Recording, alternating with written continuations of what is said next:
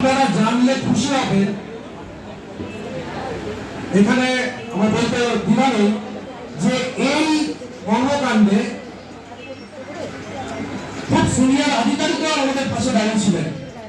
আমি নাম করবো না, অর্থ দপ্তরের একজন সিনিয়র আধিকারিক, তিনিও আমাদের যথেষ্টভাবে সাহায্য করেছেন। এটা কিন্তু এই টিম ফেডারেশনের একটা প্রচেষ্টার ফসল।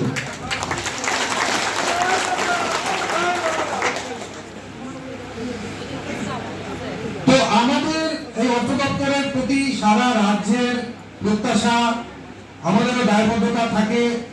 প্রচুর এই আপনাদের মধ্যে ভিআরপি যেরকম আছেন, কন্যাশ্রী, রূপশ্রী, এরকম চুক্তিভিত্তিক এবং যারা অন্যান্য দপ্তরের স্থায়ী কর্মচারী, তাদের ব্যক্তিগত স্তরে তাদের প্রমোশন বা পে ফিক্সেশন, এরকম প্রচুর ম্যাটার নিয়ে আমাদের কাজ করতে হয়। সারা দিন ধরে আমাদের পরিশ্রম করতে হয়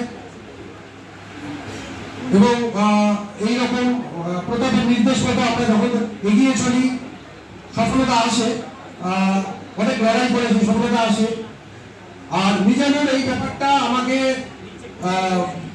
একটা জিনিস আমাকে বলেছিল যে দাদা, একটা অতি সক্রিয় একটা গোষ্ঠী, তারা কিন্তু পালে হাওয়া লাগাতে চাইছে, আপনি এই চূড়ান্ত গোপনীয়তা অবলম্বন করে এটা আমাদেরকে অন্তত ব্যবস্থা করবেন, যাতে করে আমাদের এই পশ্চিমবঙ্গ রাজ্য সরকারি কর্মচারী ফেডারেশন এইটা অন্তত বলতে পারি যে মিজানুর এবং আপনাদের যে ভিআরপি টিম, তাদের ঐকান্তিক প্রচেষ্টায় আপনাদের এই কর্মকাণ্ডটা, মানে যেটা যে 5 মাসের বেতন, সেই বেতনের সমস্যাটা সলভ হয়েছে।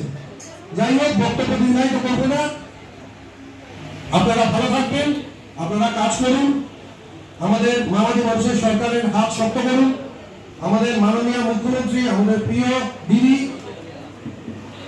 মমতা বন্দ্যোপাধ্যায়ের আদর্শ অনুপ্রেরণায় আমরা সকলে এগিয়ে চলেছি। মাননীয় মুখ্যমন্ত্রী জিন্দাবাদ, আমাদের সেনাপতি শ্রী অভিষেক বন্দ্যোপাধ্যায় জিন্দাবাদ, আমাদের অভিভাবক মাননীয় চেয়ারম্যান শ্রী মানস রঞ্জন ভূঁইয়া, ডক্টর মানস রঞ্জন ভূঁইয়া জিন্দাবাদ, রাজ্য প্রধান নায়ক জিন্দাবাদ। জয় বাংলা।